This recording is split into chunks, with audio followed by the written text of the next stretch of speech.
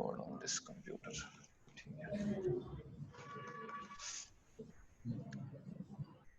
Pause recording.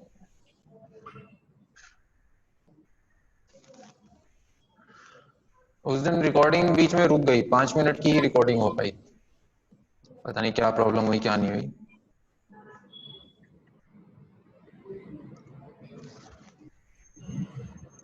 तो अभी हम कौन से पेज पर थे? हम थे ग्रेडियंट्स, हमने कर लिया, ये सब चीजें कर ली। अच्छा, ये सब चीजें कर रहे थे ना, HSL कलर्स और ये बॉर्डर वगैरह, राउंड वगैरह, रेडियस, ये सब चीजें करके देखिए आपने। ये बुक है ना आपके पास? हाँ जी सर, अभी करनी है। हाँ, तो ये बुक में से भी कर सकते हो ना। वीडियो अगर किसी दिन नहीं आए तो बुक तो मैंने आपको दे ही रखी है ये। ठीक है। ठीक है ना, तो इस बुक का यूज कर लिया करो।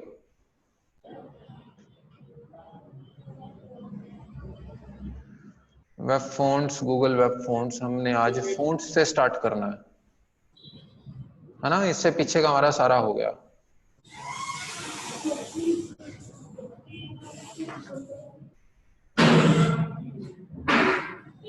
टेक्स्ट ओवरफ्लो कर लिया था, एलिप्सिस, हाँ जी। वर्ड रैप कर लिया था। नहीं सर, ये रहे। ठीक है, तो आज हम शुरू करते हैं वर्ड रैप से। वर्ड रैप का मतलब होता है कि अगर वर्ड, कोई भी वर्ड या कोई भी सेंटेंस लाइन से बाहर जा रहा है तो वो ऑटोमेटिकली नेक्स्ट लाइन में शिफ्ट हो जाए।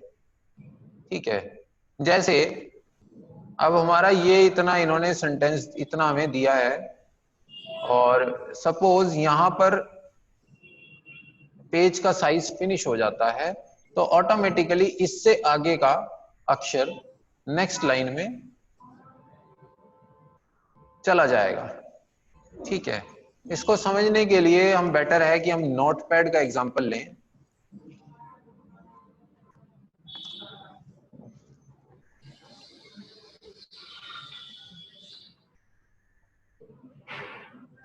देखो, ये लाइन है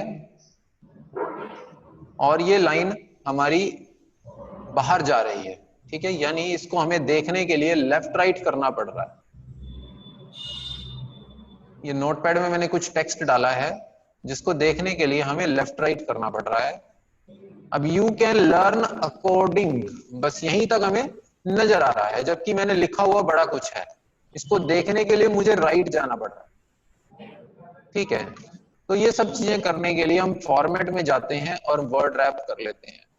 तो क्या होगा कि जो भी वर्ड हमें नहीं दिख रहा उससे आगे का अगली लाइन में शिफ्ट हो जाएगा, ताकि जो हमारा स्पेस है, जितनी भी हमारी स्क्रीन है, स्क्रीन के अकॉर्डिंगली ही हमें टेक्स्ट नजर आता है।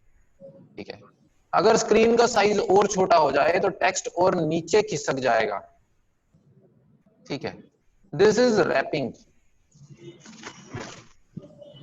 क्लियर है? हाँ जी सर। हाँ, तो इसको हम वर्ड रैप कहते हैं। ठीक है, स्क्रीन नजर आ रही है ना मेरी? हाँ जी। हाँ। आगे बढ़ते हैं। वेब फ़ॉन्ट्स, बड़े सारे ऐसे फ़ॉन्ट्स हैं जो कि हम इंटरनेट से भी ले सकते हैं। ठीक है, कुछ तो हमारे ब्राउजर के अंदर पहले से होते हैं, जैसे टाइम्स न्यू रोमन, ये सब हमारे पहले से ही होते हैं। फ़ॉन्ट लेने के लिए हम फ़ॉन्ट फेस प्रॉपर्टी का यूज करते हैं। कैसे, आइए देखते हैं।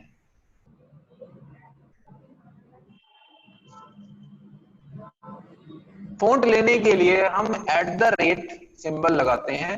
अब यहां पर हम बात शुरू करेंगे, कुछ @ सिंबल लगा के हम एडिशनल प्रॉपर्टीज का यूज करते हैं।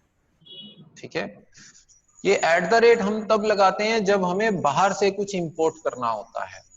ठीक है, जैसे @ इंपोर्ट लगाते हैं हम कोई बाहर से CSS को इंपोर्ट करने के लिए। ठीक है, वो स्टार्टिंग में हमने CSS लगाने के 2 तरीके पढ़े थे, एक @ इंपोर्ट और एक लिंक। ठीक है, तो @ बाहर से किसी चीज को इंपोर्ट करने के लिए हम @ का सिंबल लगाते हैं। ठीक है, तो एक प्रॉपर्टी है जिसको हम कहते हैं @फॉन्ट फेस। ठीक है, इसमें हम कर्ली ब्रैकेट स्टार्ट करते हैं और कर्ली ब्रैकेट ही क्लोज करते हैं और बीच में हम लगाते हैं अब फ़ॉन्ट फैमिली हमने लेनी है और इसमें हम फ़ॉन्ट का नेम, जो भी इंटरनेट से हमें लगता है कि ये फ़ॉन्ट हमने लेना है, और उसकी फाइल जहां पर पड़ी है उस फाइल का OTF फॉर्मेट आप लेंगे। ठीक है, दो तरह के फ़ॉन्ट होते हैं, एक होता है OTF और एक होता है TTF। ठीक है, एक होता है OTF ओपन टाइप और दूसरा होता है ट्रू टाइप। दोनों में से कोई भी हम ले सकते हैं। ठीक है, तो ये फ़ॉन्ट्स हमें इंटरनेट पर मिल जाएंगे, या अगर हमारे कंप्यूटर में भी फ़ॉन्ट पड़े हैं। ठीक है, फ़ॉन्ट की फाइलें आप नेट से ले सकते हैं। जैसे फ्री फ़ॉन्ट्स अगर आप सिलेक्ट करेंगे,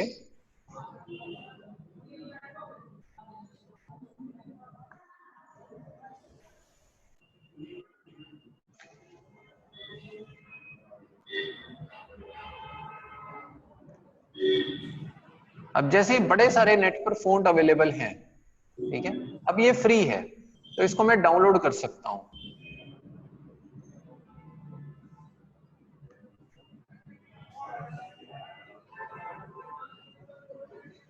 इसको जैसे ही मैं डाउनलोड करूंगा तो इसमें या तो TTF या OTF फाइलें मेरे को मिलेंगी।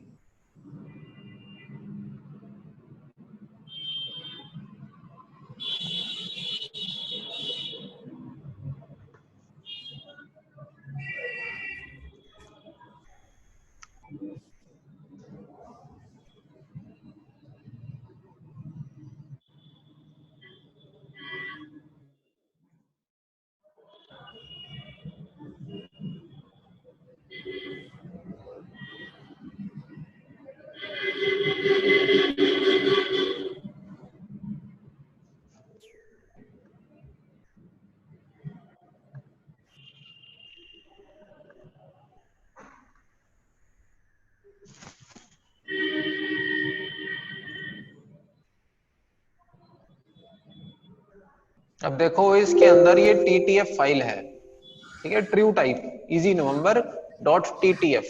तो इस फाइल को आपको उसी फोल्डर में डालना है जहां पर आपकी HTML तैयार हो रही है। ठीक है, तो उसी फोल्डर में आप डालकर उस फाइल को जैसे JPEG, JPG या .png जैसी इमेज फाइलों को आप इंक्लूड करते हो, उसी तरह से इस फाइल को आपको लगाना है। तो करने का तरीका यह है कि @font face आप सबसे पहले लिखेंगे, फिर उस फॉन्ट फेस को डिफाइन करेंगे। फॉन्ट फेस क्या है कि फॉन्ट फैमिली में आप नाम देंगे, उस फैमिली का नाम क्या है, इजी नवंबर। ठीक है, ये फैमिली का नाम है इजी नवंबर। ठीक है, जिस भी फॉन्ट को आप डाउनलोड कर रहे हैं उसका नाम दिया होता है, तो उसको इंक्लूड करेंगे और उसकी जो फाइल है जो अपनी डाउनलोड हुई है उसको आप लगाएंगे, जैसे इजी नवंबर डॉट TTF। ठीक है, तो ये एक फॉन्ट हमारा यूज होना स्टार्ट हो जाएगा। लगाने का तरीका ये रहेगा कि SRC के बाद हम URL लगाएंगे और फिर फॉन्ट नेम हम लगा देंगे। ठीक है,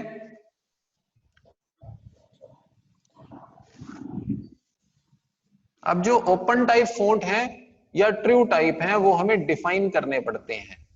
जैसे फॉन्ट फेस हमने लिया, फॉन्ट फैमिली में उसका नाम दे दिया, फिर SRC में हमने उसका पाथ दे दिया, उसके बाद हम फॉर्मेट में या तो ओपन टाइप या ट्रू टाइप, दोनों में से जो भी फॉर्मेट है वो हम यहां पे लिखेंगे कि ओपन टाइप है या ट्रू टाइप है। ठीक है, अगर वो OTF फाइल है तो हम ओपन टाइप लिखेंगे, अगर वो TTF फाइल है तो हम क्या लिखेंगे, ट्रू टाइप लिखेंगे। ठीक है, गूगल से भी बड़े सारे फॉन्ट्स लिए जा सकते हैं। गूगल फॉन्ट को यूज करने के लिए आप नेट पे सर्च करें गूगल फॉन्ट्स, बड़े सारे फ्री फॉन्ट्स गूगल देता है, तो आप वहां से जाके अपने फॉन्ट्स सिलेक्ट कर सकते हैं fonts.google.com। उसका नाम, उसका एक लिंक आपको मिलता है, वो लिंक आपको कैसे लगाना है, जैसे हम CSS को लगाते हैं, लिंक href और उसका लिंक, जो भी फॉन्ट फैमिली है उसको हम लगाएंगे।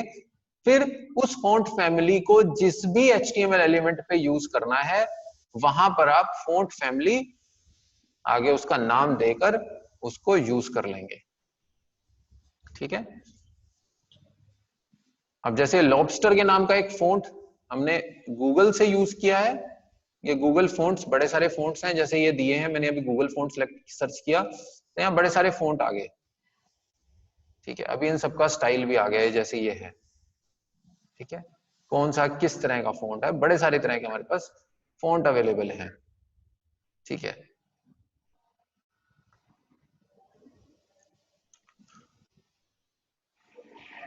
अब ये पॉपिंस है,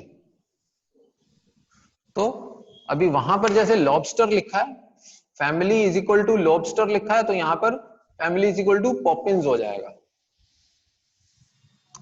ठीक है, तो अब ये देखो, ये दिया है गूगल वेब फॉन्ट कैसे यूज करने हैं हमने।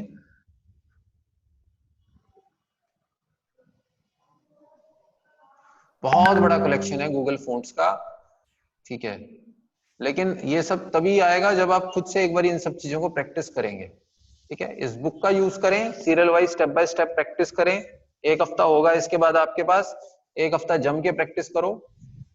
ठीक है, अगले हफ्ते से हम वर्डप्रेस शुरू करेंगे। ठीक है, कल का भी दिन हमारा खराब हो गया, कल हमने इसको निपटा देना था, आज हमने प्रैक्टिस करनी थी। ठीक है ना।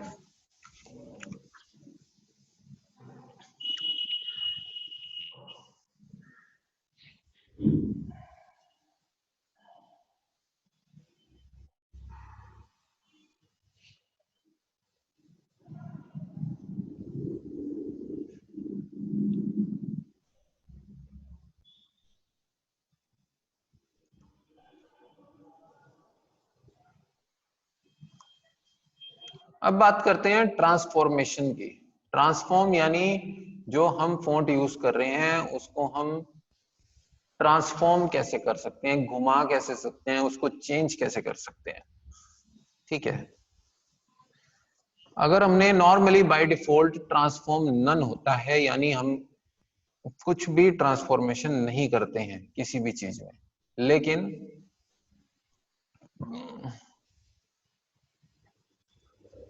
बड़े सारे तरह के ट्रांसफॉर्मेशन होते हैं। अभी मैं प्रैक्टिकल करके दिखाऊंगा तभी समझ में आएगी क्या है ये। सबसे पहला होता है मैट्रिक्स, फिर है हमारा translate, scale, rotate and skew. Rotate का मतलब है घुमाना, किसी को रोटेट करना, किसी भी चीज को। जैसे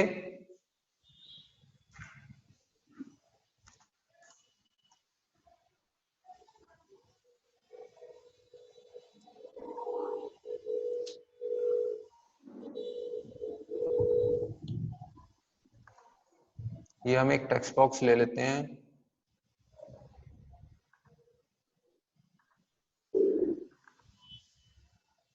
अब ये इसको मैं रोटेट कर रहा हूं, दिस इज ट्रांसफॉर्मेशन। HTML में भी सेम इसी तरह से ट्रांसफॉर्मेशन काम करती है।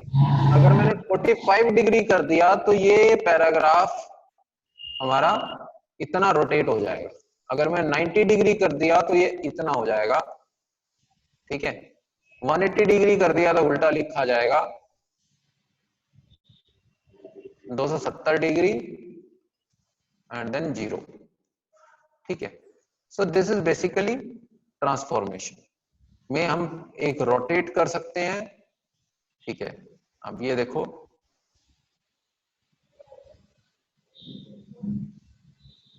रोटेट कर सकते हैं हम किसी डिग्री पे, स्केल कर सकते हैं यानी उसको खींच सकते हैं। ठीक है, स्केलिंग होती है खींचना किसी चीज को, ये इस तरह से इसको खींच देना। ठीक है, दिस इज स्केलिंग। तो स्केलिंग भी कर सकते हैं हम। अगर हम स्केल करते हैं 1.5,2 यानी 1.5 इसकी चौड़ाई हो जाएगी और 2 लंबाई हो जाएगी, टेक्स्ट हमारा खींच जाएगा। ठीक है, अब ये देखो, ये नॉर्मल टेक्स्ट है, लेकिन जैसे ही मैंने इसको स्केल किया तो वो टेक्स्ट जो है वो खींच गया। ठीक है,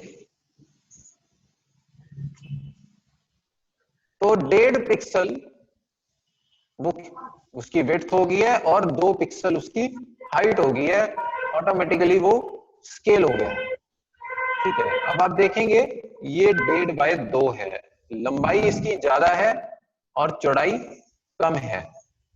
ठीक है, जो काम करेगा स्केलिंग, वो इस कोने से लेकर इस कोने तक काम करेगा, उसको बॉक्स के साइज से कोई मतलब नहीं है। वो तो पेज पे एक तरह से अपना स्क्वायर ड्रॉ करेगा और इस साइज, इस कोने से लेकर इस कोने तक मापेगा कि कितने एरिया में वो आ रहा है। ठीक है, अब ये 1.5, 2 है तो 1.5/2 का साइज हो गया है, ये इसकी लंबाई बढ़ गई है।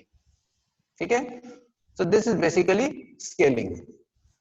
हमने इसको स्केल भी किया है और रोटेट भी किया है। रोटेट 45 डिग्री हुआ है और स्केल 1.5, 2 हुआ है। ठीक है, वॉइस क्लियर है मेरी वहां पर? हाँ जी सर। ठीक है,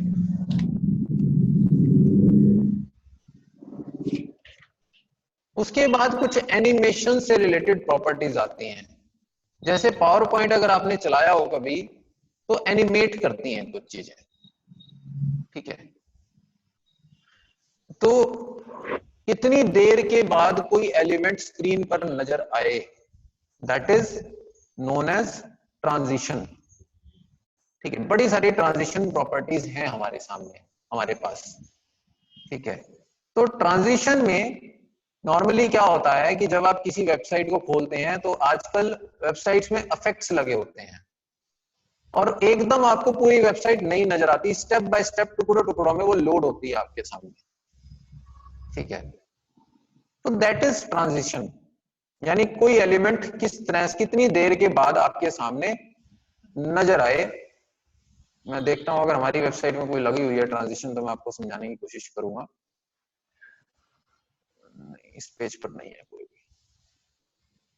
हाँ, जैसे ये आप देख रहे हैं, ये एक एक स्टेप बाय स्टेप आ रहे हैं एलिमेंट्स। ठीक है, तो ये स्टेप बाय स्टेप जो आती हैं चीजें, वो ट्रांजिशंस हैं। ठीक है, ट्रांजिशंस लगाने के लिए आपको किसी भी एलिमेंट पर या क्लास पर पहला करना है ट्रांजिशन प्रॉपर्टी। ठीक है, प्रॉपर्टी क्या हो सकती है? उसकी विड्थ पे हम लगा सकते हैं, हाइट लगा सकते हैं या ओपेसिटी लगा सकते हैं। ठीक है, ये सब चीजें हम डिफाइन करते हैं। उसकी width comma height comma opacity, इसको ऐसे लिखा जाता है।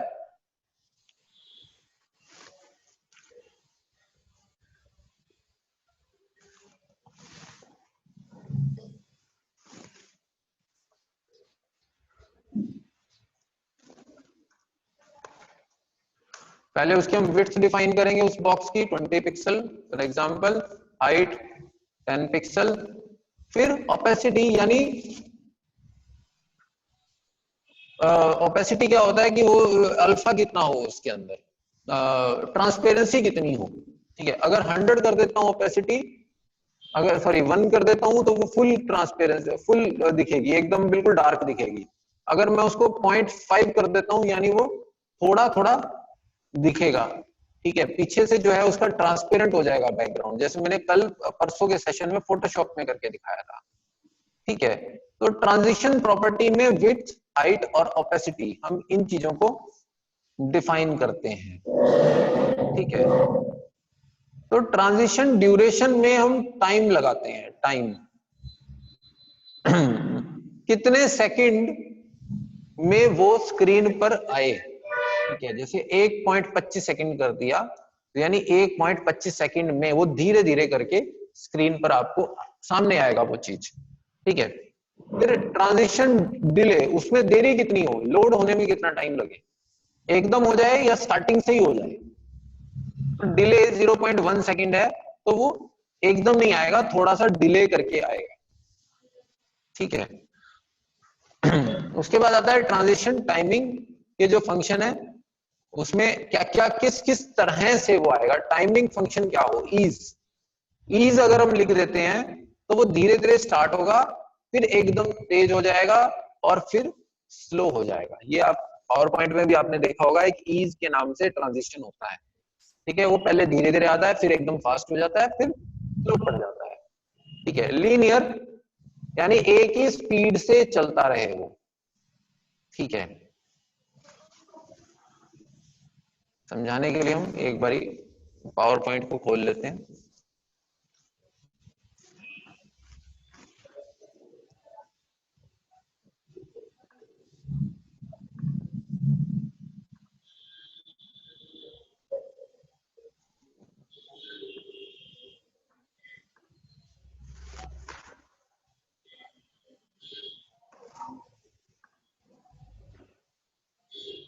ये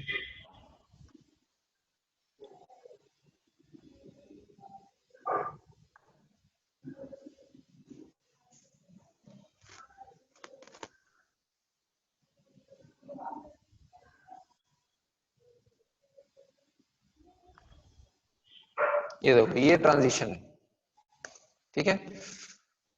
अलग अलग स्लाइड्स पे आप अलग अलग ट्रांजिशन लगा सकते हैं, यानी एक स्लाइड से दूसरी स्लाइड जब आ रही है तो वो किस तरह से चेंज हो।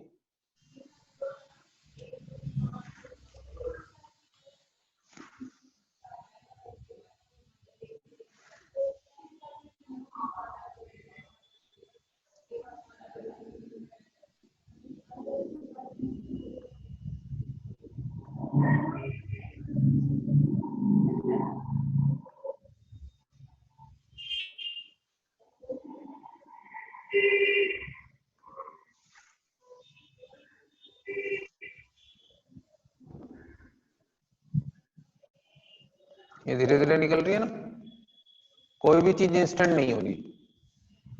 तो दिस इज, अब यहां पर हम ड्यूरेशन भी सेट कर सकते हैं कि कितनी देर के बाद कौन सी ट्रांजिशन आए, ठीक है। फिर हम अलग अलग एलिमेंट्स पे अलग अलग एनिमेशन भी लगा सकते हैं, वो भी एक तरह का ट्रांजिशन होता है। इस तरह से देखो नीचे से ऊपर जा रहा है, ठीक है।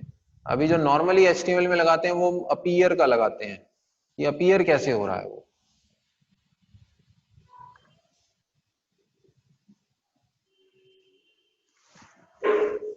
ठीक है। अपीयर हमें एकदम करना है, उसको फेड करना है, ये देखो ये फेड होके आ रहा है, ठीक है, एकदम झटके से नहीं आया। तो इसी तरह से वेब पेजेस पर अब आप देखो यहां पर ये जो ट्रांजिशन लगी हुई है, स्टेप बाय स्टेप ये एलिमेंट्स आते हैं, पहले ये आया, फिर ये आया, फिर ये आया, ठीक है। उसके बाद अब ये आया और अब अगला ये आया, ठीक है।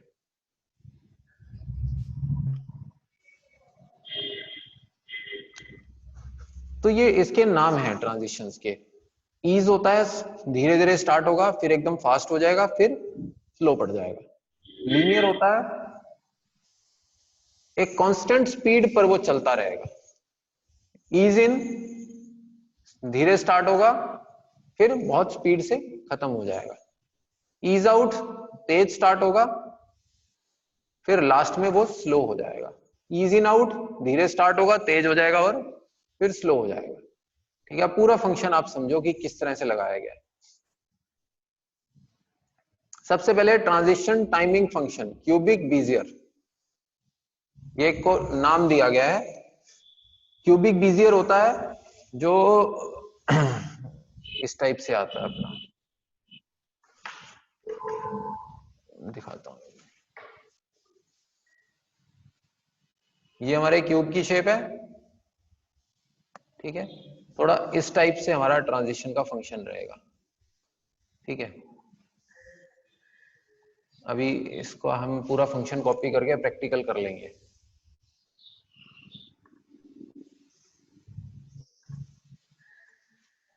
तो अब क्यूबिक बीजियर में इसमें इन्होंने 3 चीजें लगाई हैं, ठीक है।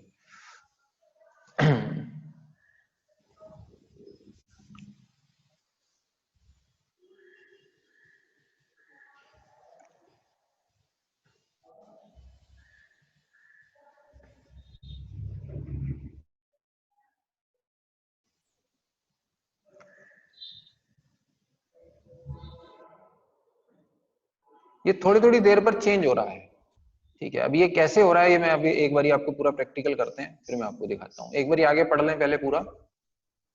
शॉर्ट एंड सिंटेक्स में इस सारे को हम बिल्कुल शॉर्ट एंड तरीके से लगा सकते हैं। सीधा लेंगे ट्रांजिशन आल, आल यानी विड्थ हाइट एंड ओपेसिटी। आल का मतलब हो गया कि विड्थ हाइट और ओपेसिटी तीनों पर ही ट्रांजिशन होना चाहिए, ठीक है। फिर ये फंक्शन ले लिया, इसी को ही हमने शॉर्ट एंड किया है, ठीक है। 3 सेकंड के बाद ट्रांजिशन स्टार्ट हो, लीनियर हो और लास्ट में 2 सेकंड का डिले हो, ठीक है।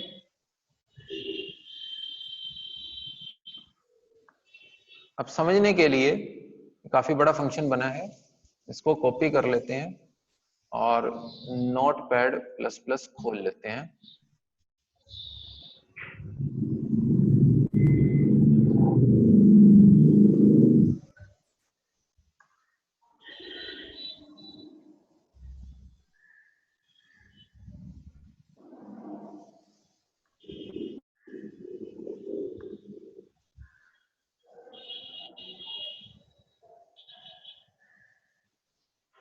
ये देखो, जैसे ही मैं इसके ऊपर होवर करता हूं तो ट्रांजिशन हो रही है। ठीक है, ये ट्रांजिशन कैसे बनी है अब इसको समझते हैं। ये ट्रांजिशन ऑन होवर है। एक स्क्वायर लिया और स्क्वायर को क्लास दिया, पोजीशन उसकी एब्सोल्यूट करी है, टॉप से उसको स्पेस दिया, लेफ्ट से स्पेस दिया और उसकी विड्थ और हाइट को डिफाइन किया है, फिर उसको पैडिंग दिया है। टेक्स्ट लाइन उसका जो है बिल्कुल सेंटर में किया है। ठीक है, बॉर्डर विड्थ, बॉर्डर जो है वो 1 पिक्सल का दिया है, सॉलिड दिया और ऑरेंज कलर बैकग्राउंड में दिया है। ठीक है, अब ट्रांजिशन इज इन आउट किया है। ठीक है 8 सेकंड के अंदर is in out. In out यानी पहले थोड़ा सा स्लो होगा, फिर फास्ट हो जाएगा, फिर स्लो हो जाएगा। ठीक है, ये एक स्टाइल है।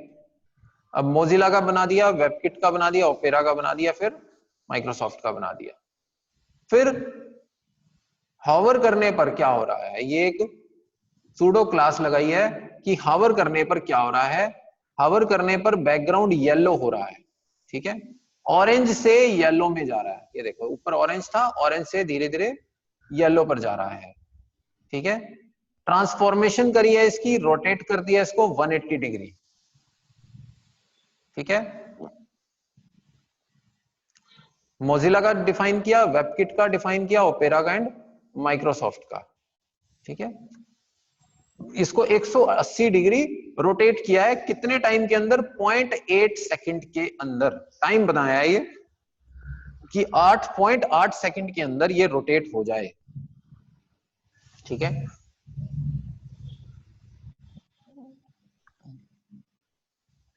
ये 1 सेकंड भी नहीं ले रहा, 1 सेकंड से थोड़ा कम समय ले रहा है। जैसे ही मैं इसको होवर करता हूं तो ये 0.8 सेकंड के अंदर पूरा रोटेट हो जाता है। ठीक है, अगर मैं इस टाइम को चेंज कर देता हूं, 0.8 की बजाय 18 कर दूं फॉर एग्जांपल, तो देखते हैं क्या होगा।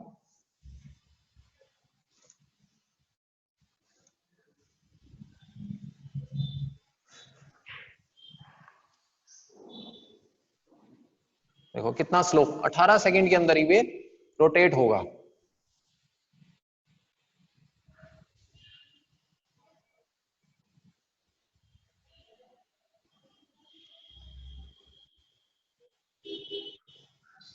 ठीक है, ये ऑरेंज से येलो पे आ रहा है धीरे धीरे।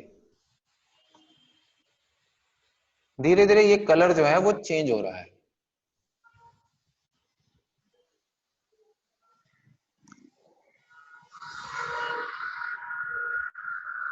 क्लियर है? हाँ, तो जितना ज्यादा एक्सपेरिमेंट करोगे इनके साथ उतना ही मजा आएगा।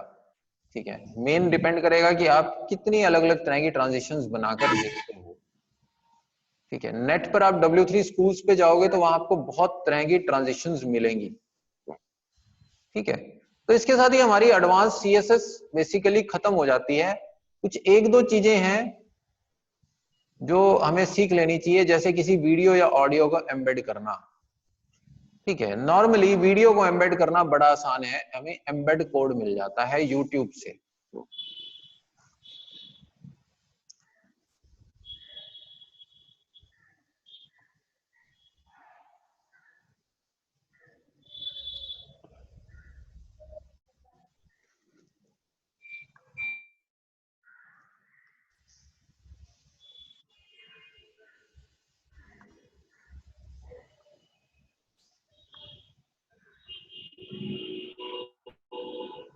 जैसे YouTube का कोई गाना आपको अपनी वेबसाइट में लगाना अच्छा है, तो आप कैसे करेंगे? यहां पर शेयर का बटन होता है और शेयर में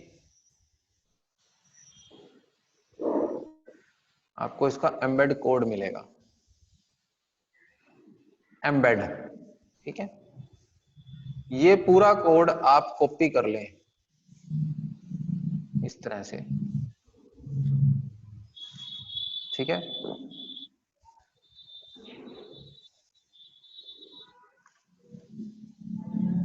इस टाइप से, और इसको सेव कर दें।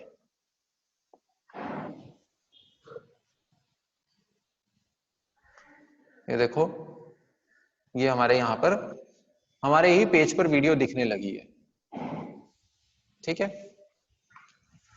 एक तरीका और होता है, अगर वीडियो हमारे उसी फोल्डर में पड़ी है तो हम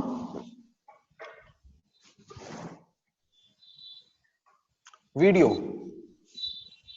टैग का यूज करते हैं, ठीक है, /वीडियो। इसको उसी तरह से किया जाएगा, video src is equal to जो भी फाइल पड़ी है .mp4, ठीक है, abc.mp4।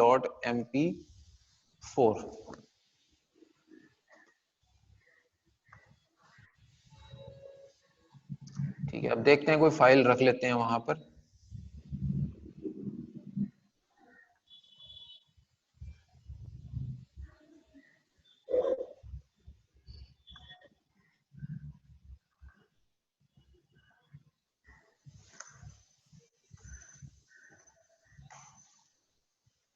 अब ये फाइल कहां से प्ले हो रही है, बॉर्डर वाले में।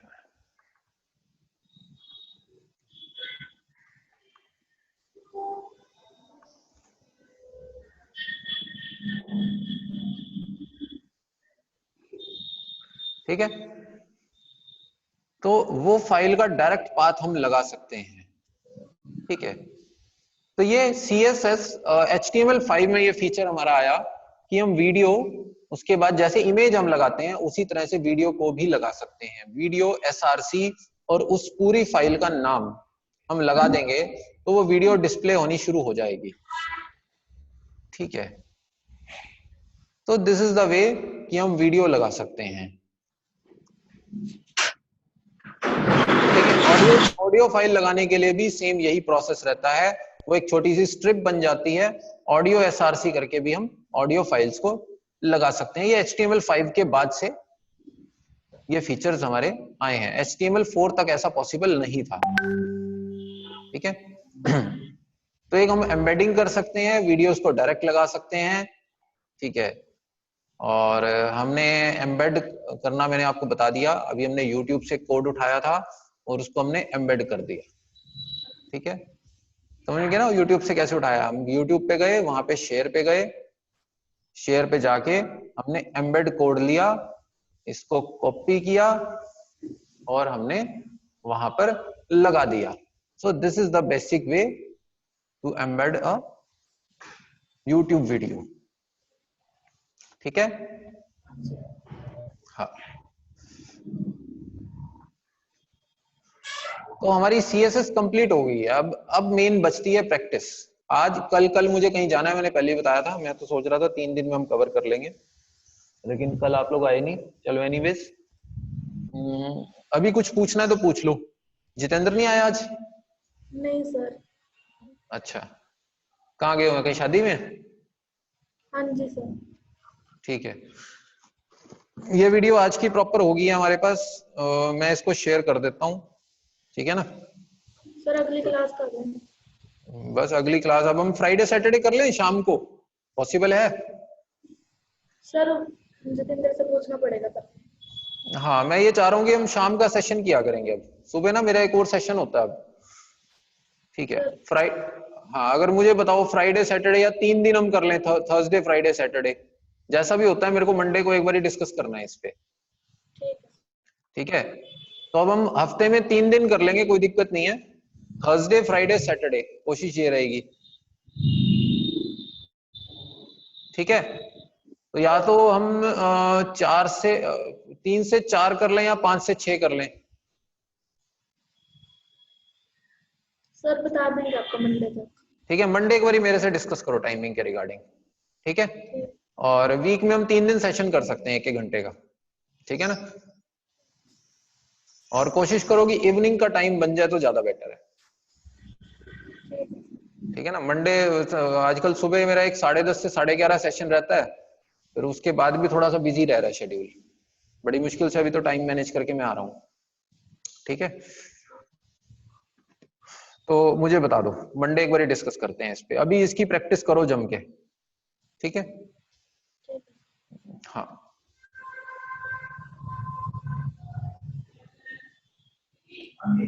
Sir Java.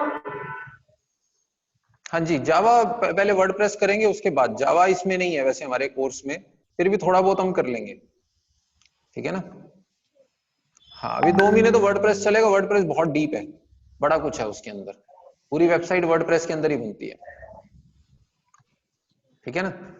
तो 1.5 से 2 महीना, 2 महीना तो भी वर्डप्रेस ही चलेगा, और उसके बाद फिर हमारे पास टाइम बचेगा, हमारे पास पीएचपी भी करनी है, अभी पीएचपी करनी है, माई सीक्वल करना है, ठीक है ना। अभी कोर्स हमारा बहुत बड़ा है, ठीक है। अभी हमने एचटीएमएल और सीएसएस तो कर लिया, ठीक है ना। हाँ तो देखते हैं, जितना भी टाइम हमारे पास रहेगा उस हिसाब से मैनेज करेंगे चीजें, लेकिन मेरी कोशिश यही है कि आप लोगों को वेबसाइट में तो परफेक्ट कर दूं कम से कम, ठीक है ना। हम लोग ऐसे हो जाएं कि काम उठा सकें, मार्केट का काम उठा सकें, ठीक है। वो काम, वो पॉसिबिलिटी वर्डप्रेस में ही बनेगी, ठीक है।